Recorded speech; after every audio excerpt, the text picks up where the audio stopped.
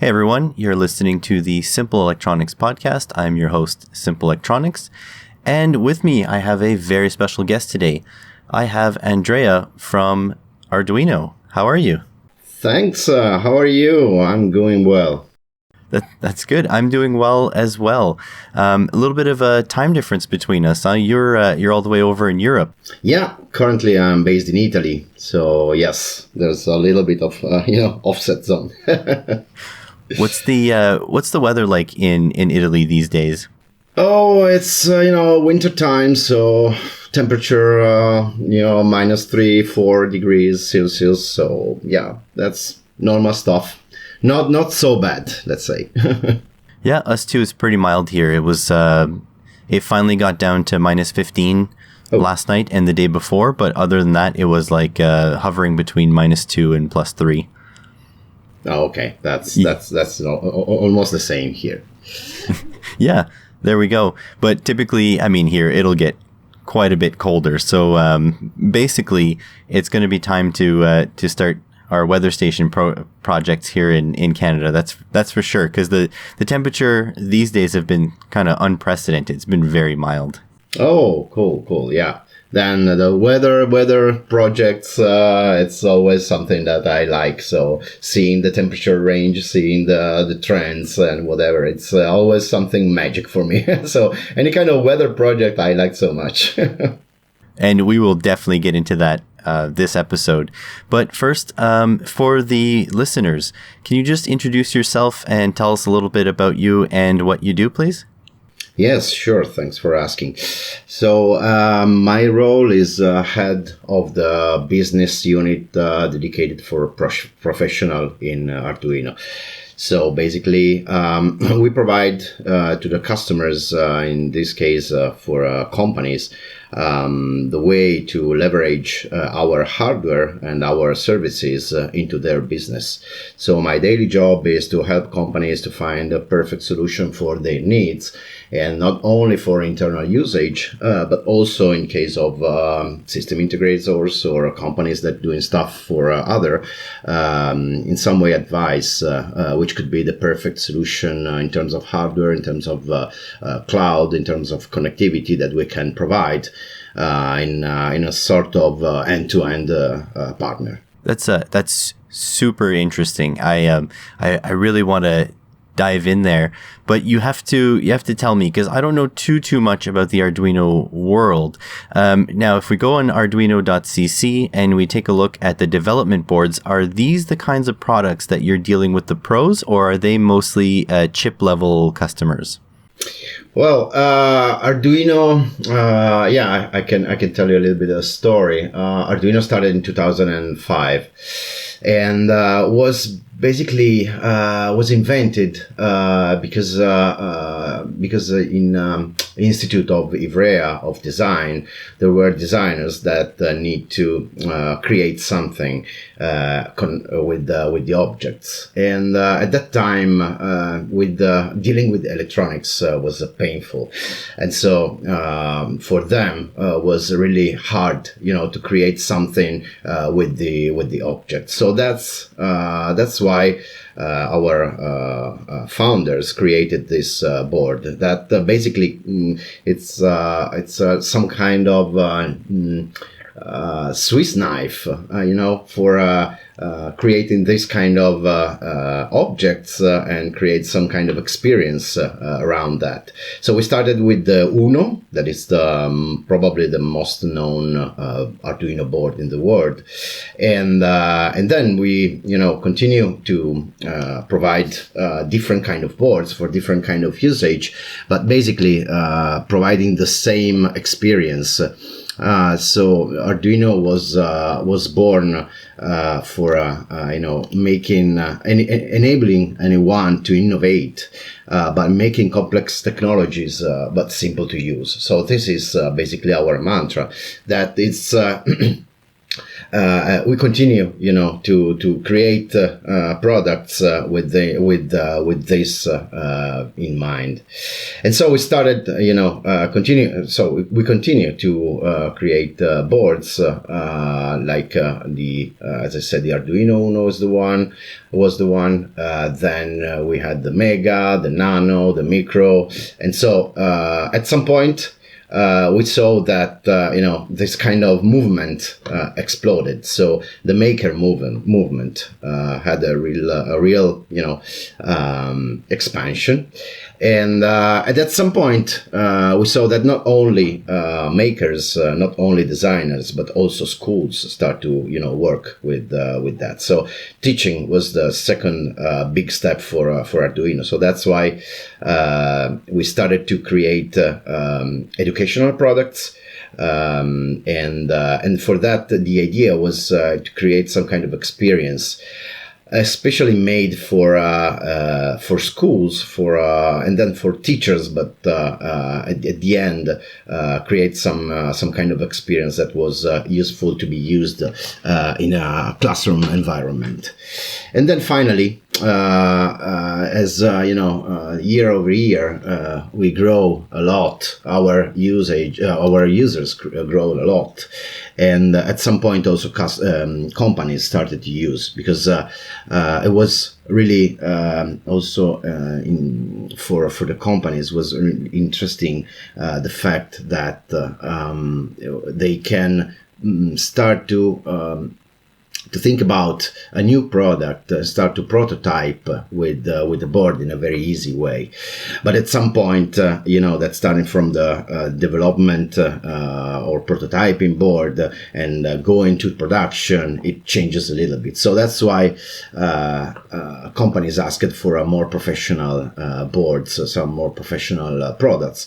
And so that's why last year we started this new business unit that provides new kind of boards made of industrial grade with high temperature range and powerful enough to have a reply for the customers that needs this kind of more advanced capabilities.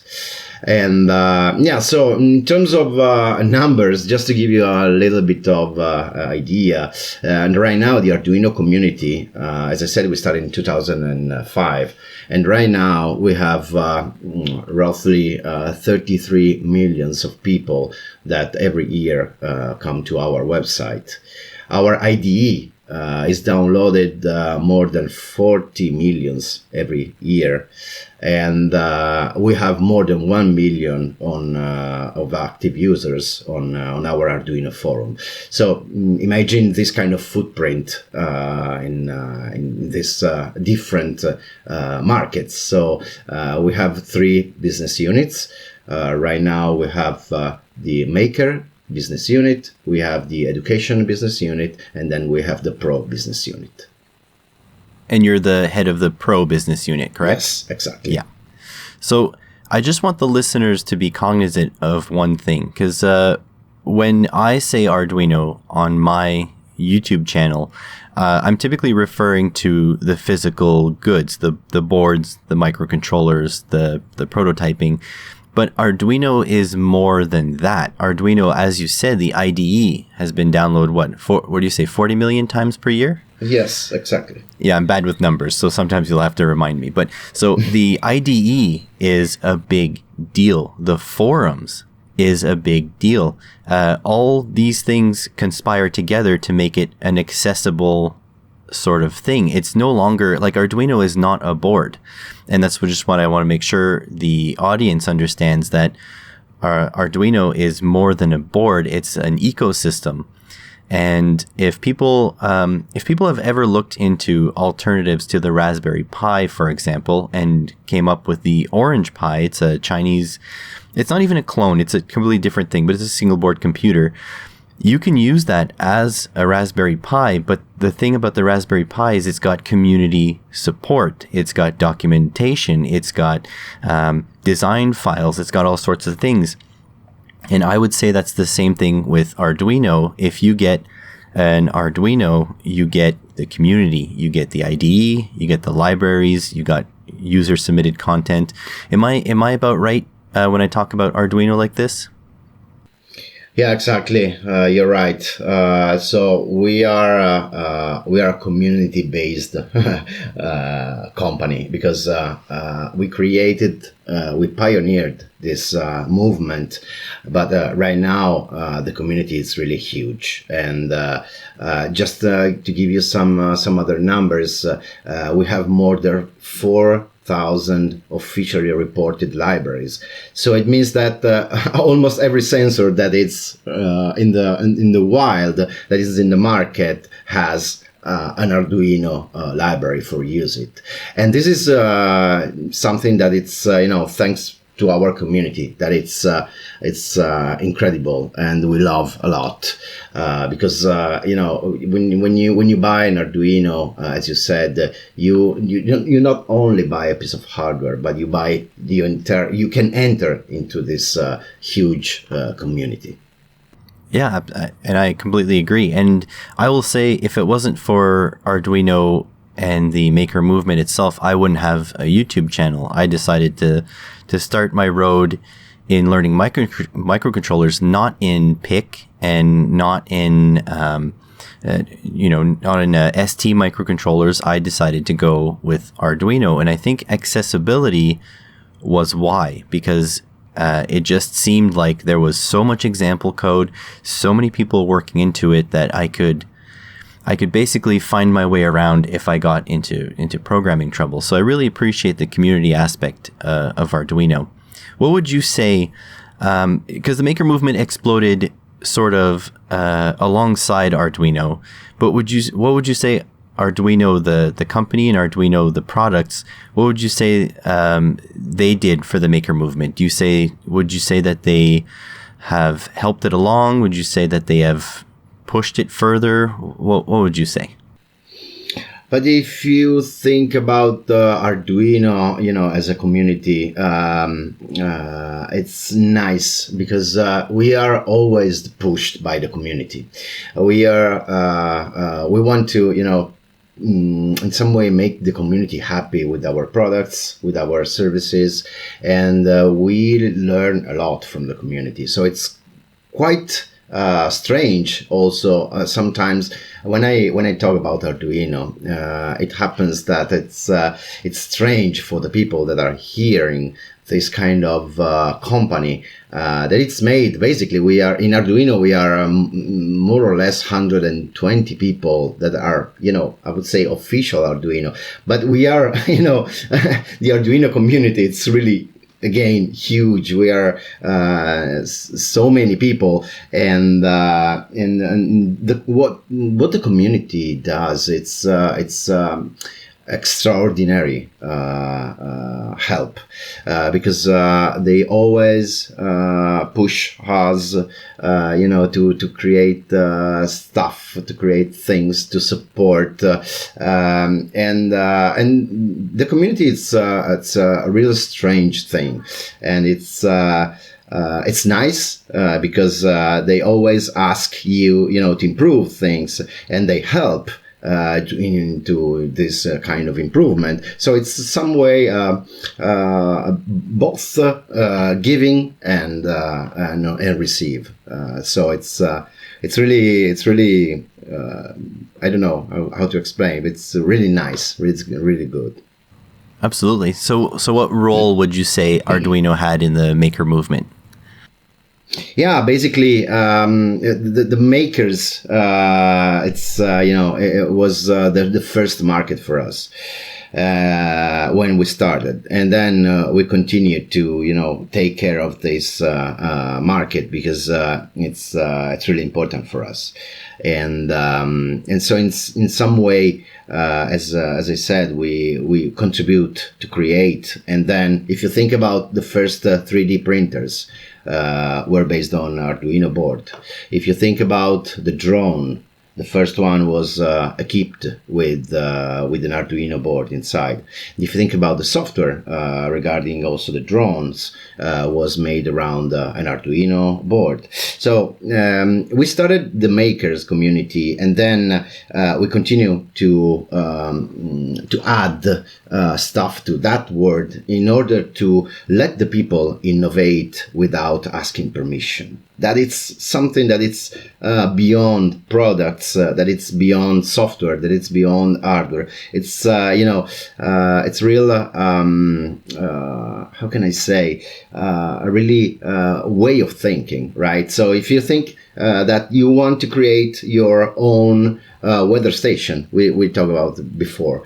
So you can grab an Arduino board, you can attach sensors, and you can start playing in 1 day, 2 days, and it's something that I would say that it's magic. It truly is. It truly is, because you can literally, and my viewers have seen me, like I'm basically terrible at programming. The running joke around my friend group is that I cry every time I see an NRF24L01 because I just can't get it to interface with anything. But I can put a DHT11 or a DHT12 sensor on an Arduino with a couple little jumper leads. In fact, sometimes I don't bother; I just stuff the pins into the female headers.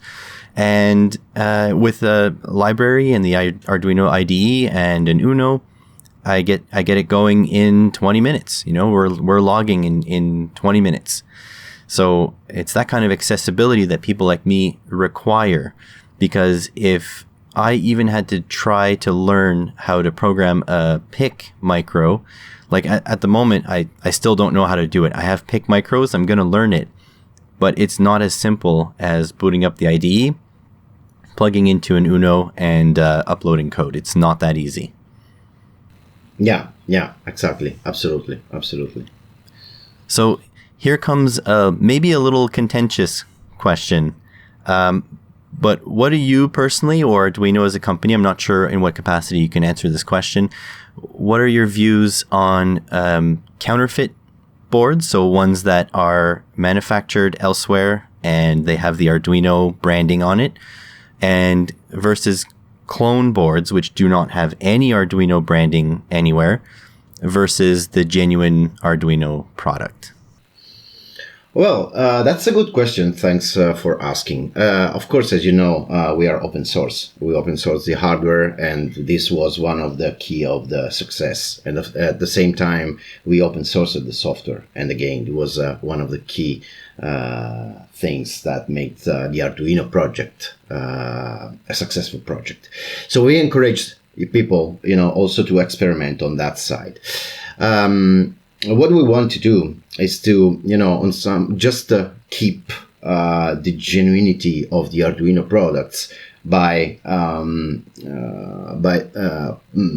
creating trademark around the logo and the naming. So in that case, they can recognize an official Arduino board.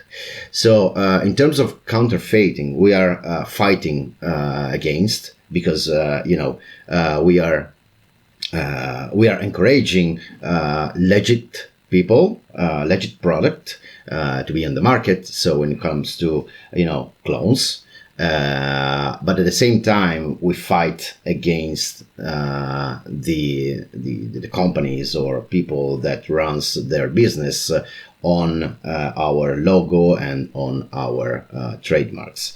So what we do is we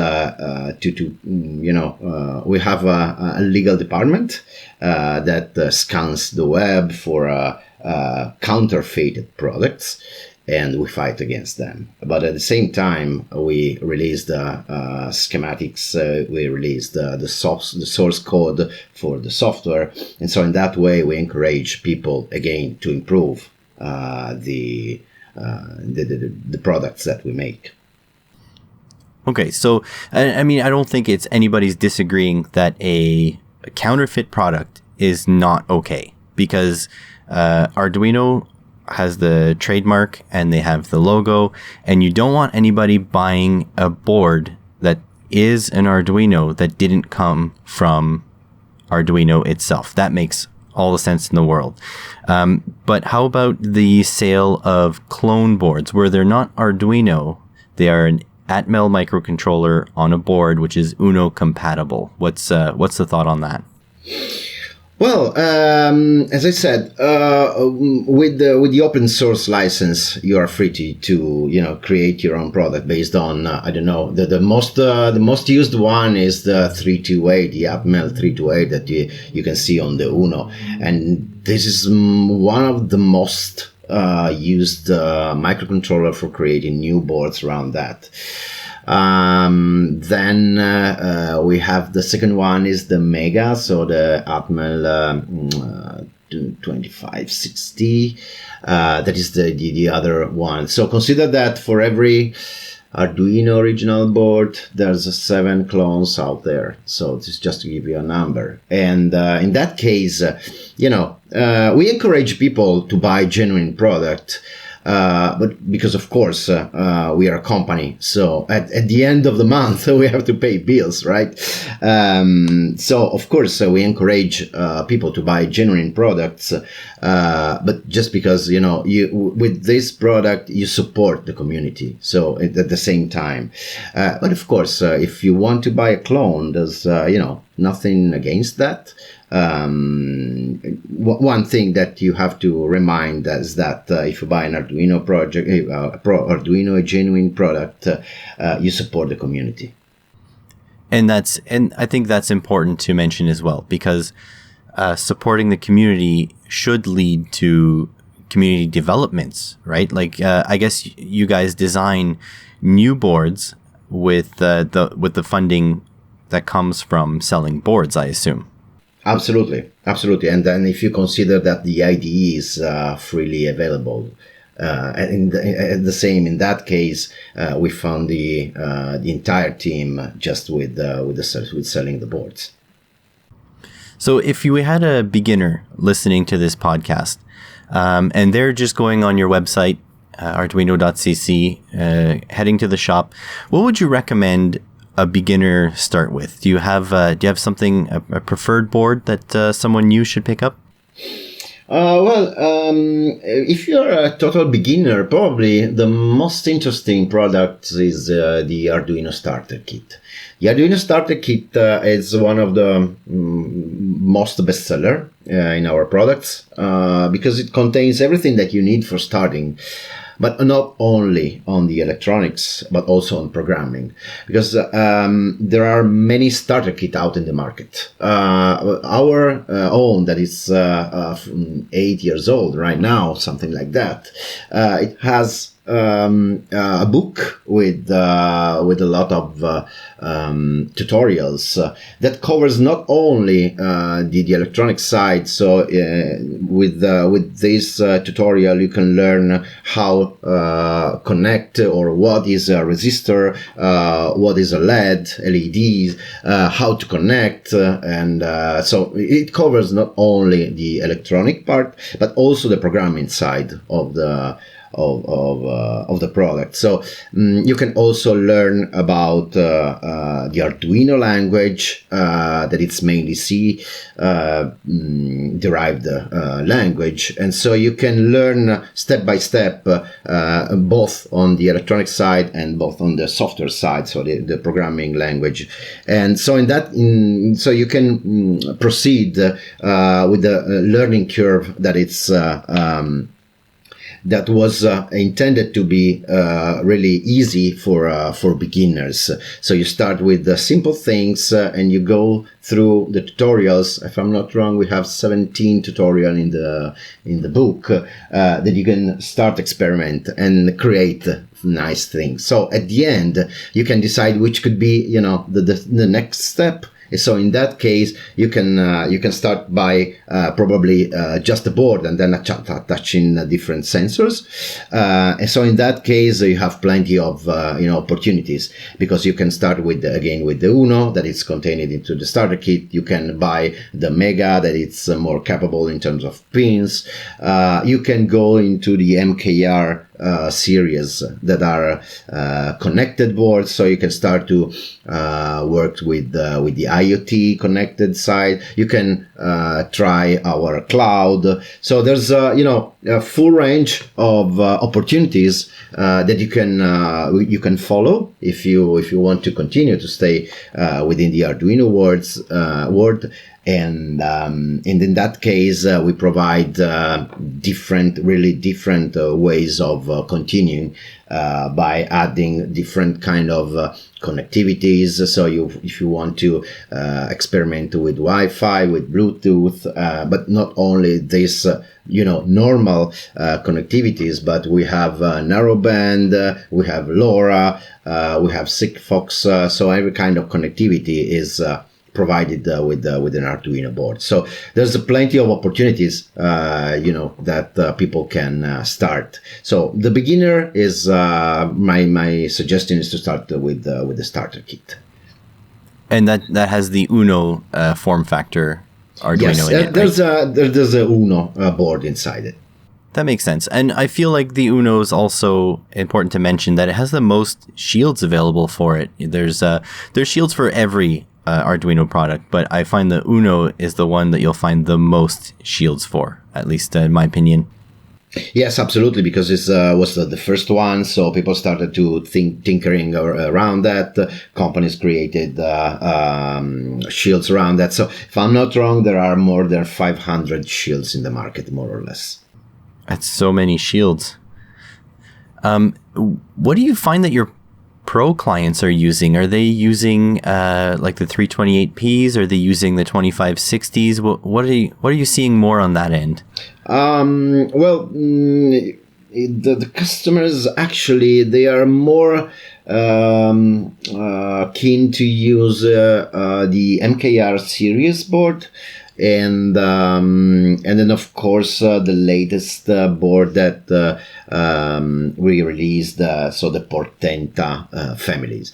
The MKR shields are really good because they have small size. They are capable to run low power. They are open to different kind of connectivities. And they have the same pinout, so this could be interesting for the companies if they want to create products with different, for example, connectivities. They can, create some custom board if they need, and then switch one board or another. So, for example, if they create an agriculture project, that is one of the most used. They can use, for example, the LoRa board, the MKR MKR 1300 that has the LoRa connectivity. But at some point, they want to, start with 3G connectivity. So in that case, they just need to switch the board. So instead of using the MKR 1300, they can use the MKR GSM.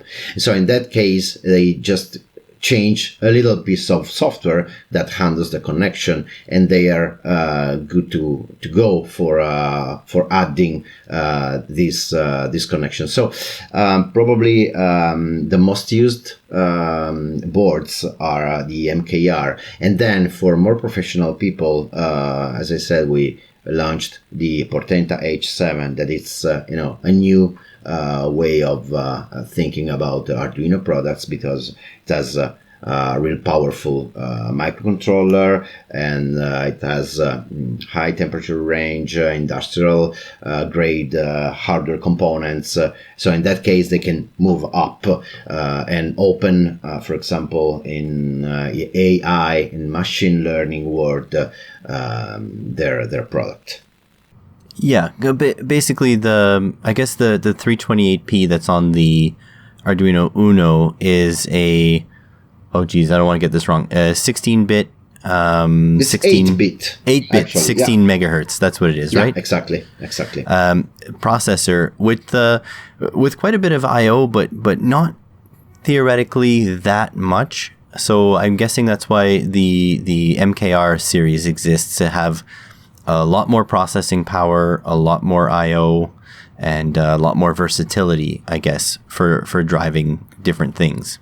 Yes, you're right. So basically, the MKR series features all 32-bit microcontroller. That it's a SAMD21, and so yeah, it more capable of doing different stuff, and of course, it's more faster.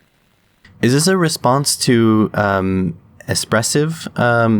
Espressive's offerings on the market have been pretty crazy. A lot of their stuff is very nice, and they don't nearly have the amount of support, the amount of flexibility, and the programming prowess that Arduino has. But do you think that this Maker series is sort of like competing with that? Well, not because, for example, for the MKR Wi-Fi 1010 that we have, that it's the Wi-Fi connected board, we actually use the ESP32 from Espressive. So we are, partnering with them. Of course, when it comes to modules, they are quite known. But at the same time, we want to be one of the other things that it could be interesting for your listener is that we want to provide the best solution, and we are hardware agnostic. So we don't want to be tied to any kind of vendor. We don't want to be tied, to. We want to be free in order to provide the best solution for our users. So that's why we try to partner with everyone. Of course, when there are partnership that can make sense, we are really open to do that, because it's the only way to provide technology to the people. That's a really eloquent way of putting it. It's good to not be part of a single camp when, in most things in life, a crossing of different expertises is what gives us the best product in the end. And I believe the viewers or the listeners will be very pleased to hear that Arduino's focus is on the best product and not on keeping sort of the ecosystem closed. It's never been about that, which is awesome. Yes, exactly. What we don't want to have it's a lock-in mechanism. So that's why either on the software side, on the hardware side, we want to provide the best solution that we can. So this is one of the key messages. And you're answering these questions. You're very well spoken. What kind of background do you have personally to be able to work at Arduino? Because you definitely sound sort of I don't know the proper word, but you definitely sound qualified. So do you have any formal training in the electronic space? Well, that's a good question. No, I have actually an economic background, but I'm passionate since at the beginning, since I was a boy, with the technology. So I started my journey into the job in the technical side. So I started as a system engineer. And then I continued to stay on the ICT side. And before joining Arduino, I was 15 years old, working in a company in the ICT world. And then I joined Arduino 6 years ago. And I started as a project manager for a product, and then since then I started, to be a product manager and for a single product, and then I moved to the hardware product manager for all the boards in Arduino. And then last year I moved to this new role, heading this business unit. That's awesome. What's the company culture like? What's it like working on Arduino? Is everything blue and white, like all over the walls? And Yeah, absolutely. We are a quite dynamic company. We are spread, I would say, around the world because we have offices, officially offices in Italy, Sweden, United States, but we have people really around the world. So the idea is to find talented people, talented guys, and not forcing them to be in a single place, but if they want to stay at home on the other side of the world, that's fine for us.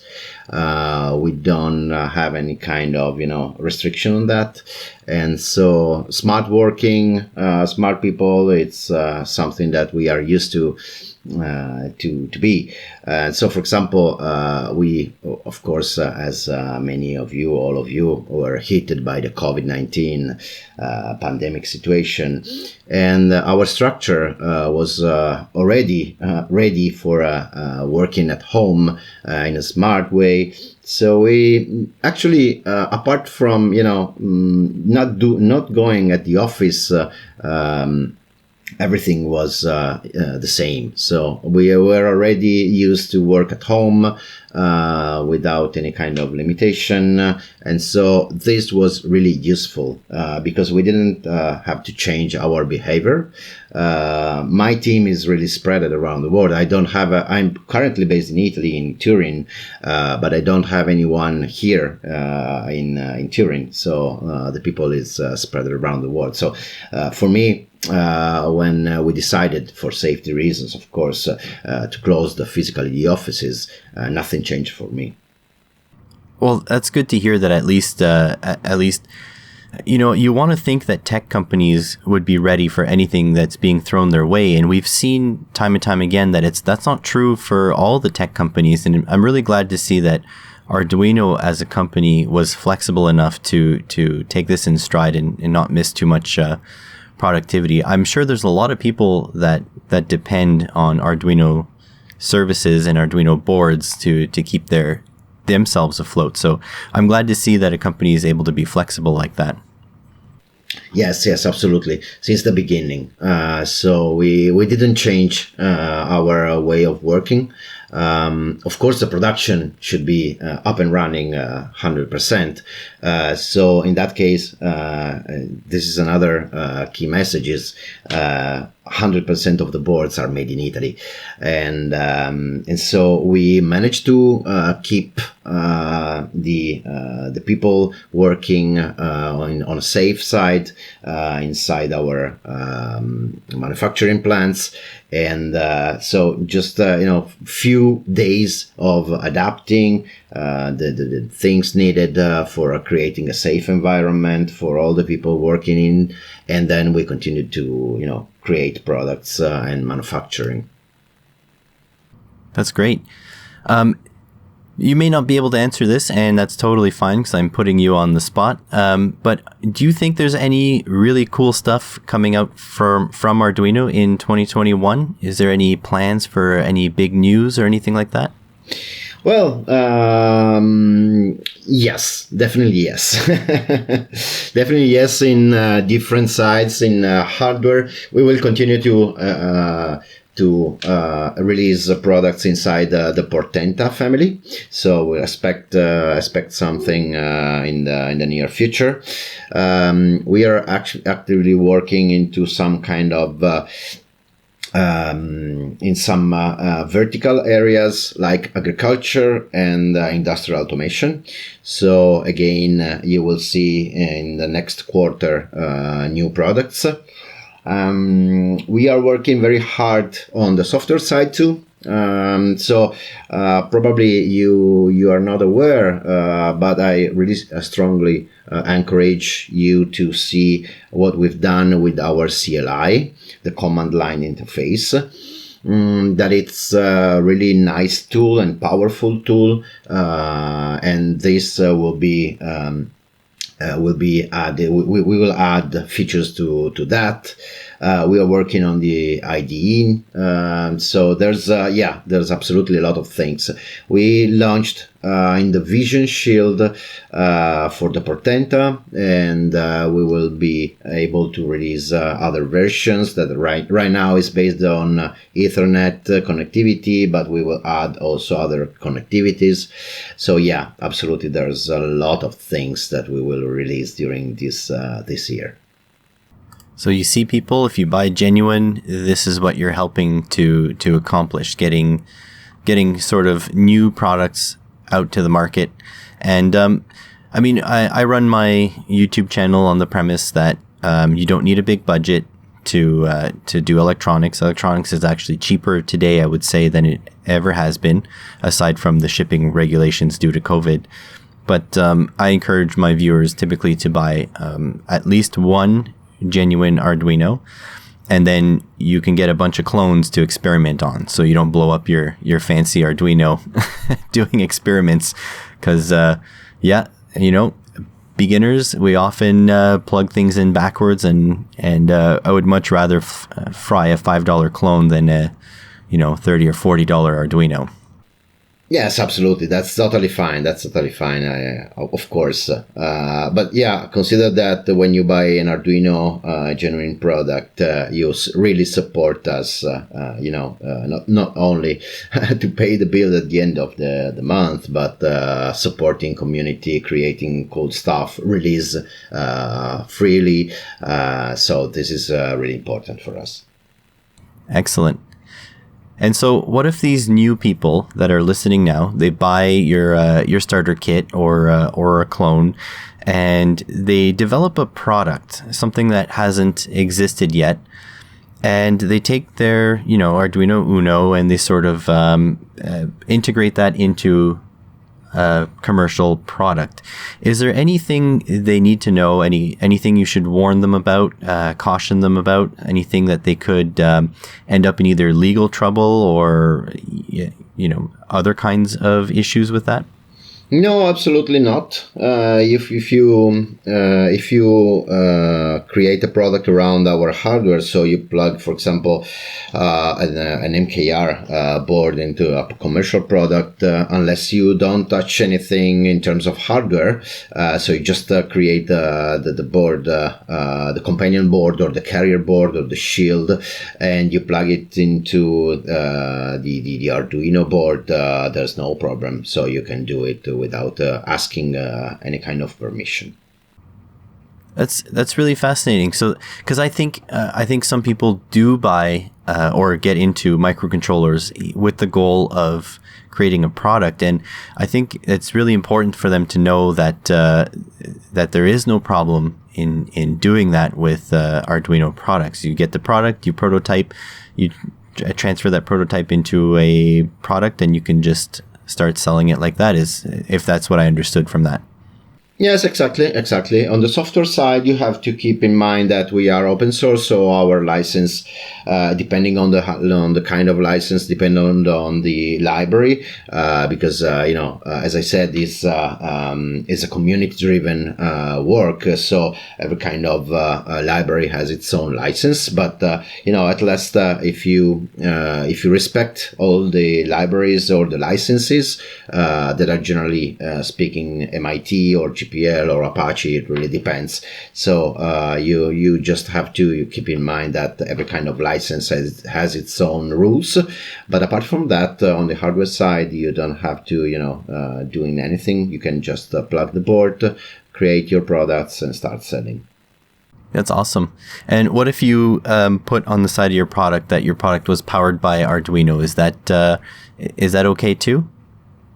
As again, you're not allowed to use the trademark. So unless you want to doing that, you can contact us and find a way to do that.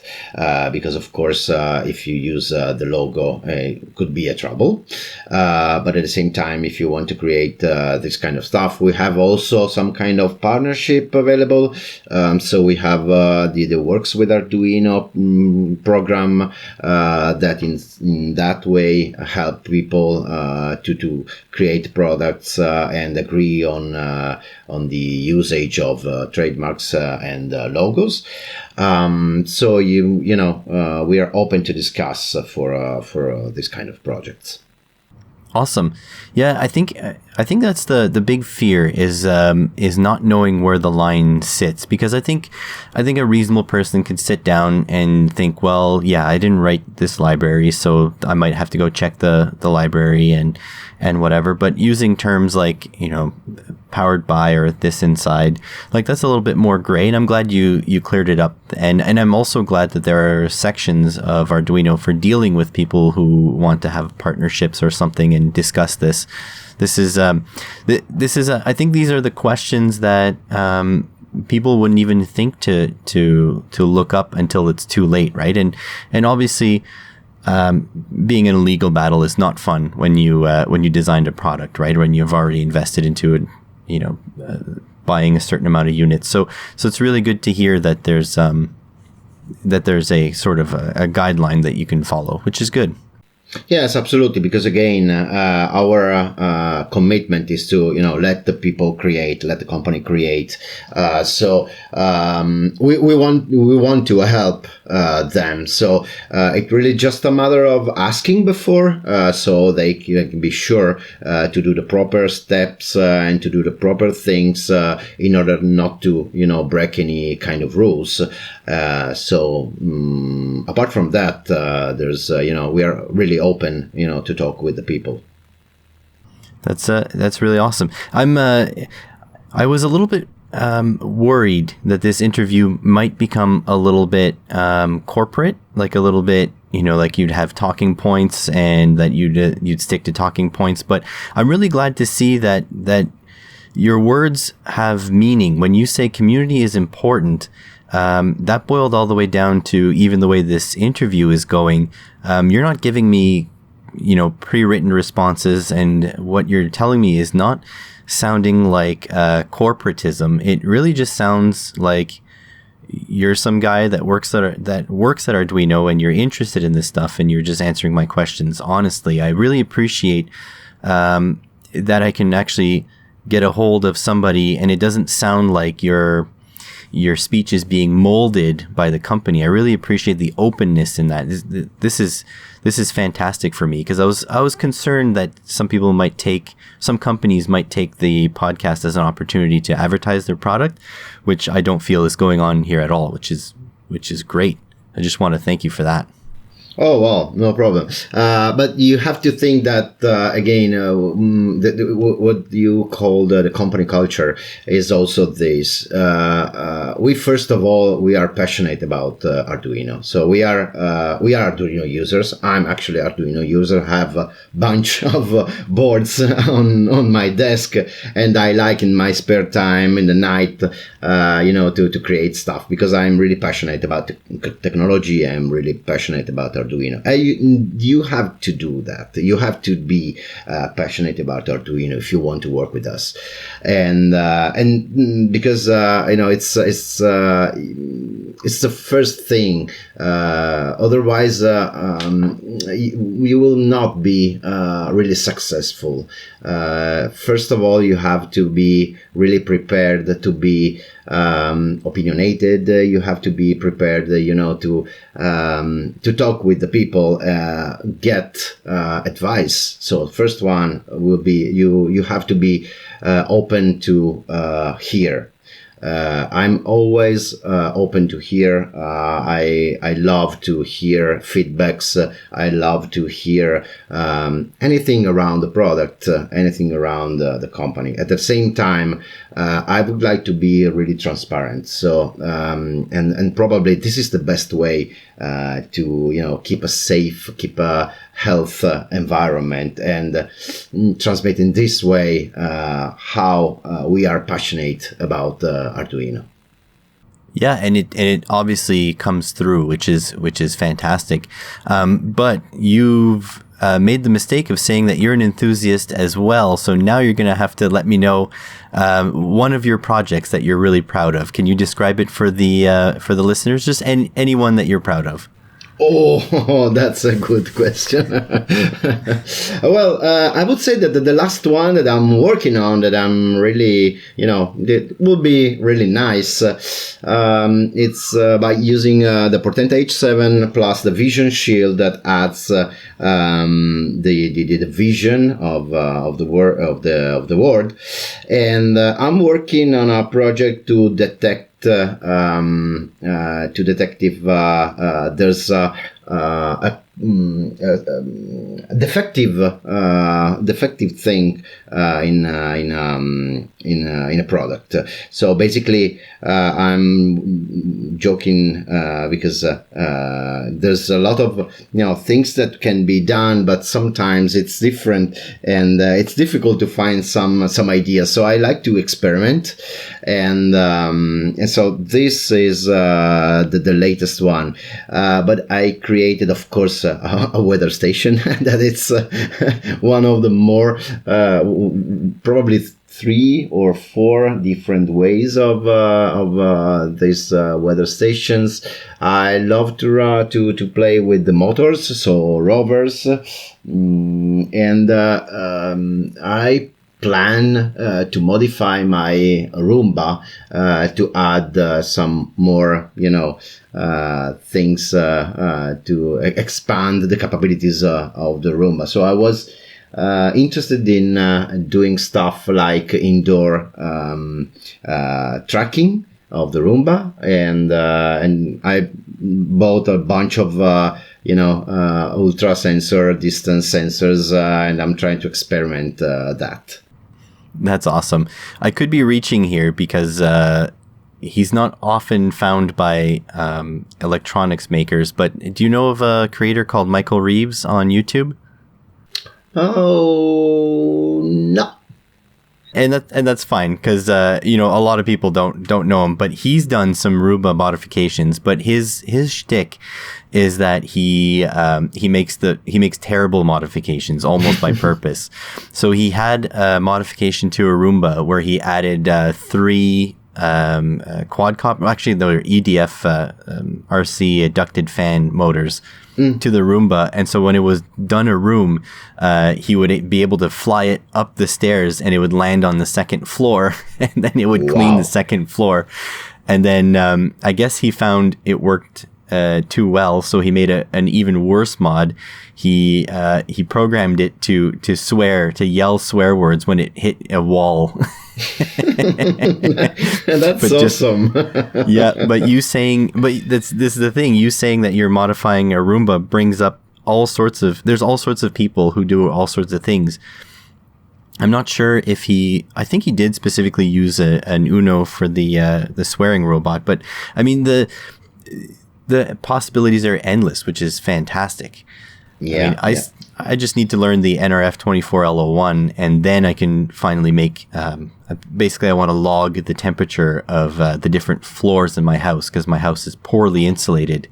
So I wanted to see what the temperature fluctuations were over time with the DHT11 or DHT12 on the different floors of the house. But again, I gotta learn those other microcontrollers. I wish the NRF system was as easy to use as an Uno, for example. That'd be fantastic. Yeah, absolutely. This kind of environmental, monitoring systems, they are, really, really nice. So I have one in my basement because I want to, check the temperature there.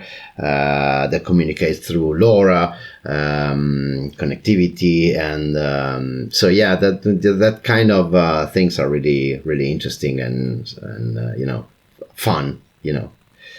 Can you describe LoRa? Because I think I know it's some sort of protocol, but I don't know too much about it. But you've mentioned it a few times, so maybe we should go over what it is for the listeners. Yes, sure. LoRa, it's a protocol, a radio protocol it's under the umbrella of the LP1 kind of protocols. So long range, wide area. So basically, the idea, if you want to compare the different kind of transmissions, you can have the Wi-Fi. You can have the 3G, 4G, so cellular connectivity that basically provides a huge amount of data, but they have also a huge amount of power needed for run. On the other side, you have different kind of protocols that are basically more dedicated for long communication in terms of distance and low power needs. Of course, they cannot carry on a huge amount of data. So we are talking about small packets that can be sent in great distances. So, for example, the LoRa connectivity can send packets depending on the environment. So, talking about urban context. You can send packets in 1 kilometer, 1.5 kilometers, or 1 miles for your audience in distance. So this what does it means? That you can send small packets, bytes. We're talking about bytes. But in a long distance without the need of a huge amount of power transmission. So the RF part, it's really effective for those kind of transmission. So the advantages of using this kind of transmissions protocol is that you can run also on batteries and you can send a really long distance packets. So in my case, for example, I'm using LoRa in my basement because the 3G connectivity doesn't work, and the only protocol that was working was the LoRa. Also because I don't have any kind of Wi-Fi connectivity in the basement, and so in that case was really useful because I was able to send these packets through the walls, also underground. It works also underground, and in that case was the only one protocol that can be used for that kind of purpose. Yeah, just so the listeners can put into context, if you go outside your house, typically by the time you get to the road, even if you live very close to the road, you have nearly no Wi-Fi left on your phone. Like your router, the 2.4 gigahertz and the 5 gigahertz that your router produces, those are very high frequency signals that can carry a lot of data, but they are attenuated easily. They're easily blocked and reflected and sort of stopped by structure. Now, LoRa functions at far lower transmission speeds, and you can correct me if I'm wrong here, but I believe you're perfectly right. Yeah, I believe it's in the 433 megahertz, maybe up to 900 megahertz range.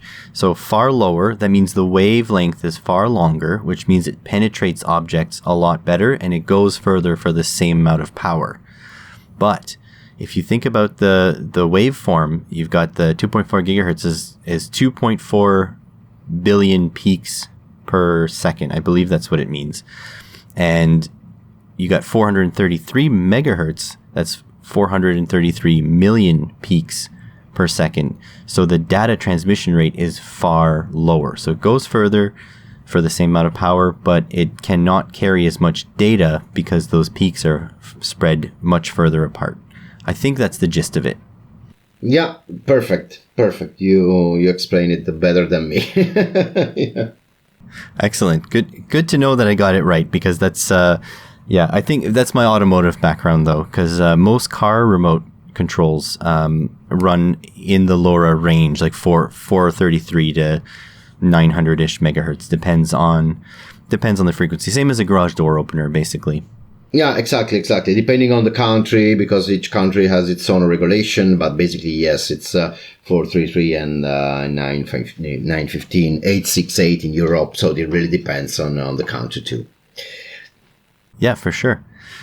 Towards the tail end of the podcast, I like to ask the exact same question of every one of my guests, just to get a different, the different reactions from different people. And so here goes for you. So the setup is that there's a government grant, so think unlimited money, goes out to you to start a business of your choice. It doesn't have to be profitable. It just has to provide a service or a product. What do you think you would do with that? Wow, that's a good question. Well, probably I would start a product for children. Some kind of way for totally talking out loud, right? So yep, that's the point of this. It's meant to get your instant sort of. I guess I'm trying to tease out what you would do if time and money wasn't an issue, basically. Okay, so I'm a positive guy. So I would like to create a product for children that right now they cannot be happy for many reasons, and so probably would create a product that make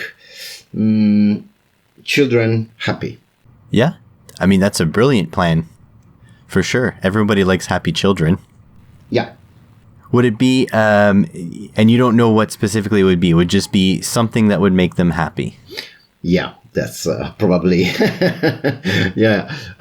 something that could tell stories like a storyteller from people around the world. So imagine children's in Africa that can learn about stories that comes from Mexico, and funny stories, and so at the same time they can be happy. At the same time, they can learn about other people, that there are people around the world, children like them, and these kind of things. That's a very noble goal. That's awesome. Yeah.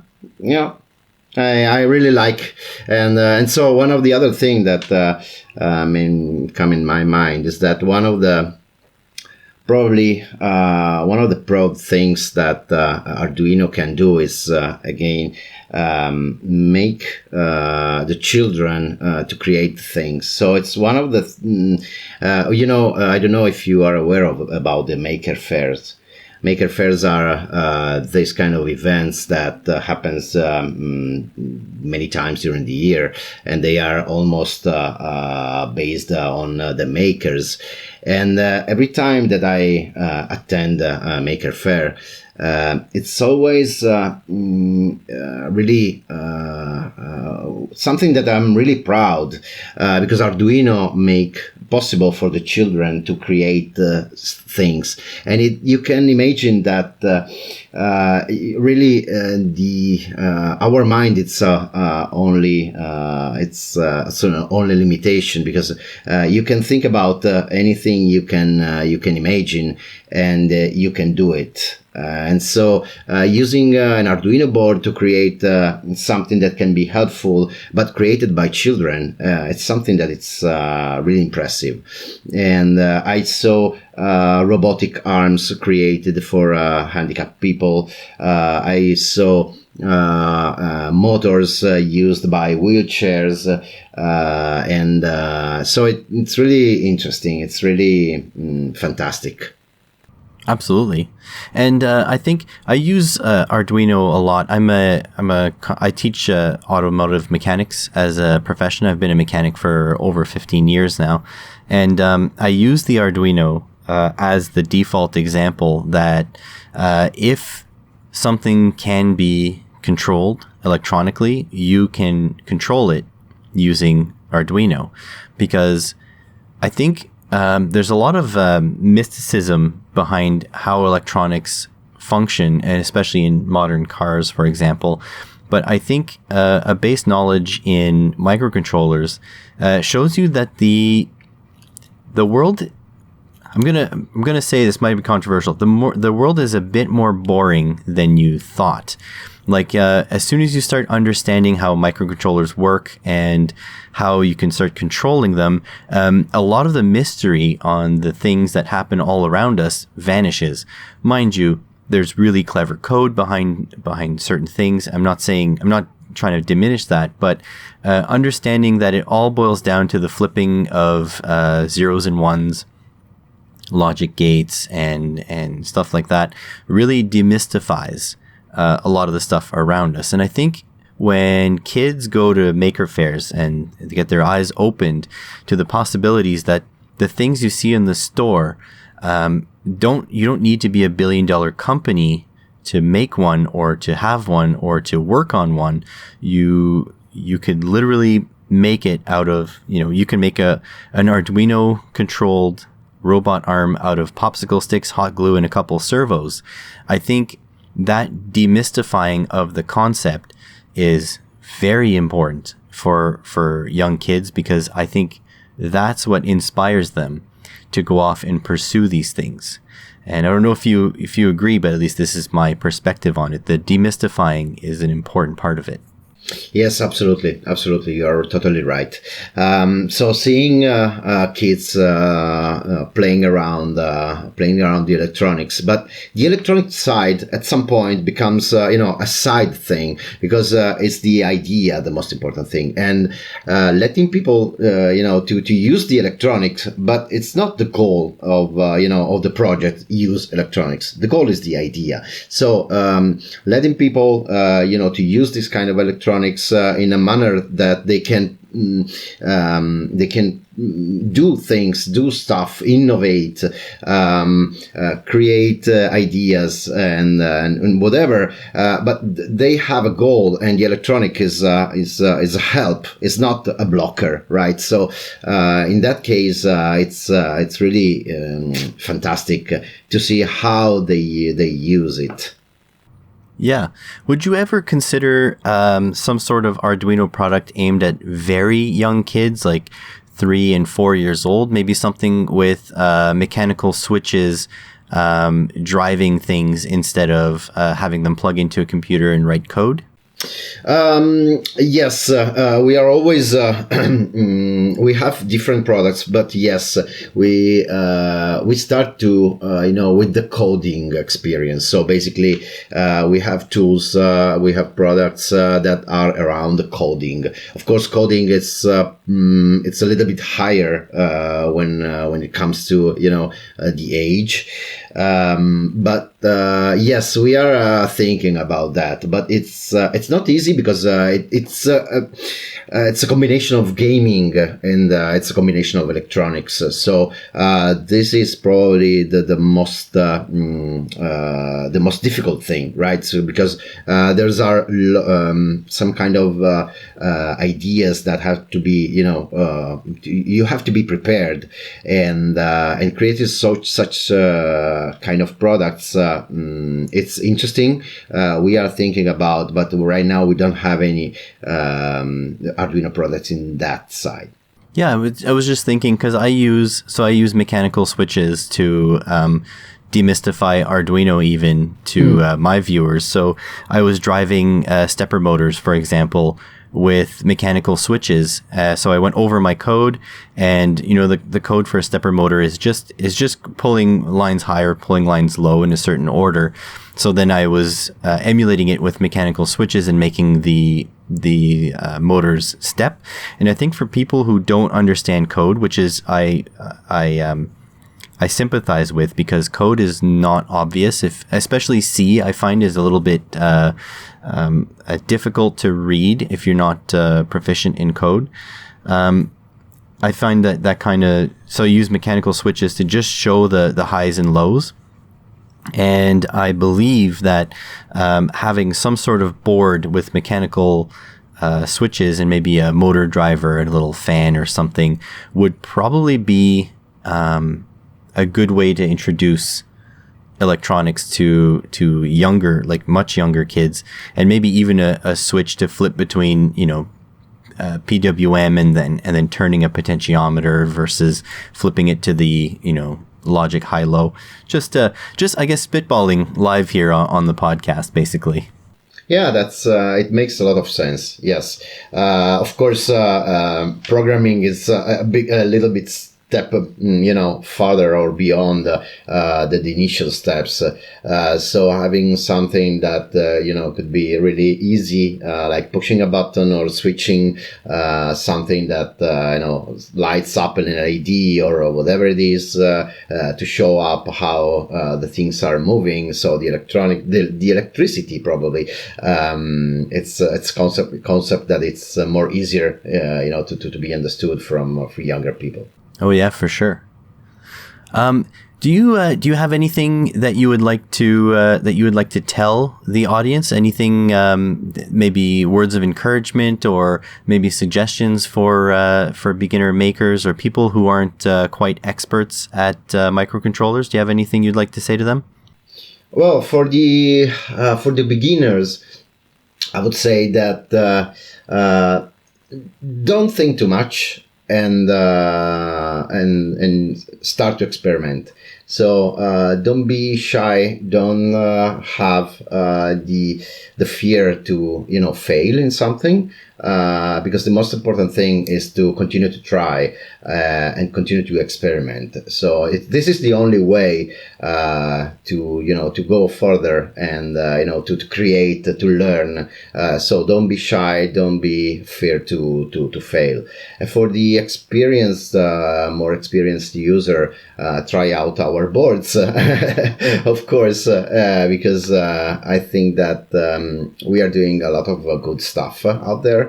And again, I would say that you don't have to ask permission to innovate. So think about this. Those are fantastic words. And I want to thank you again for your time, Andrea. I still can't believe that someone from Arduino made time to be on this pokey little podcast. I'm really happy to have you as a guest. And anytime you want to come back, you're more than welcome here. Thank you. Thanks for hosting me. I'm really happy to do that. And yeah, absolutely. Why not? We can do it again. Awesome. And thank you guys for listening. If you have any specific questions for Andrea, put them in the comment section, and I have his email, so I can shoot them back. And if you have a lot of questions, then maybe I can convince him to come on to a second episode. But for now, thanks for listening, guys. Thanks for listening. So thank you, and see you next time.